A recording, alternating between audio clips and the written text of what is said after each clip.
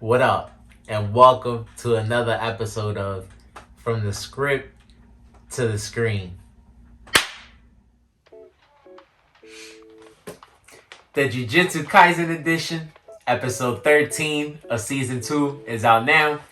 And so first and foremost, as always, want to give a shout out to the creator, Gigi Akutami. And gotta give a shout out to the studio, Mappa. Great episode this week. Loved it.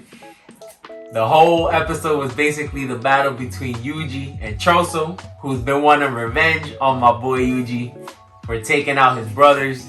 You know that he's part of the Curse Wound Trio, who's the outcome, I guess you could say, of a human and a cursed spirit. Choso, having the most human form, in my opinion, has the most powerful technique. They all had some type of blood manipulation, but Choso has a similar technique to Kamo, who's somebody that we saw in season 1. He was part of the Kyoto school and somebody that also has blood manipulation.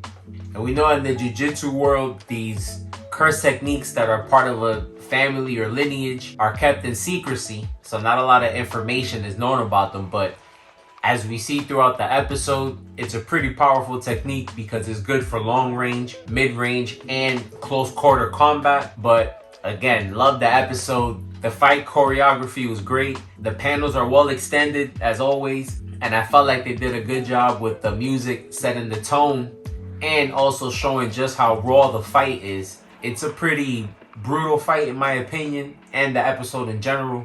Again, Choso's technique is pretty powerful and lethal. And to be honest, the fact that these cursed spirits are young is something that's damn near saving most of the jujutsu sorcerers. And like I've been saying before, you guys see just how much the world is expanding, and Yuji having very limited options at the time is kind of starting to show face. You see how he has to keep Choso close to be able to deal with him. But to get into the episode 13, a little tricky, but it covers the end of chapter 101. Chapter 102 is the fight between Mei Mei and the cursed spirit, which we didn't see. So I'm assuming they'll show us that next week. And so they basically showed us chapters 103 to 106, finishing off volume 12. Left out a couple panels from chapter 106, but I'm pretty sure that's also something we'll see next week. And some of the things that I loved in the episode: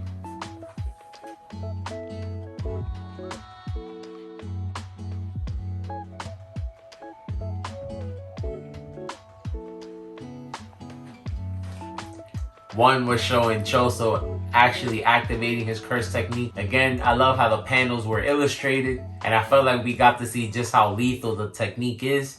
You see that when he's using pierced blood, which again, they did a great job of explaining. He's using blood at high pressure, and it's cutting through damn near anything in the station.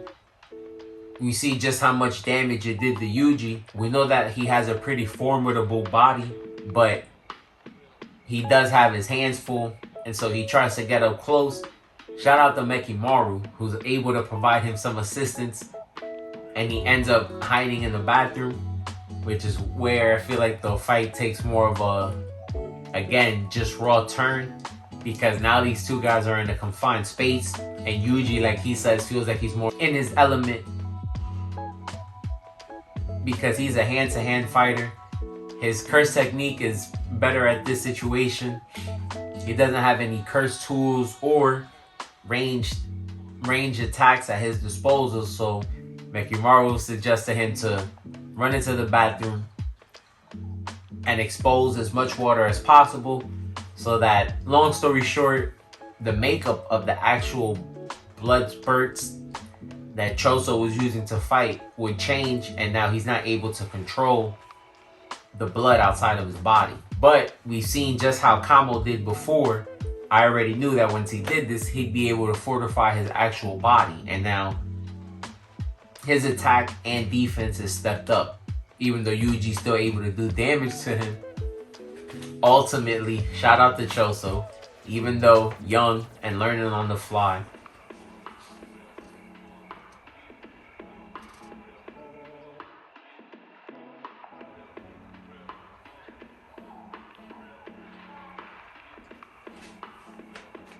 like one of the One Piece fans said in the comments on Crunchyroll.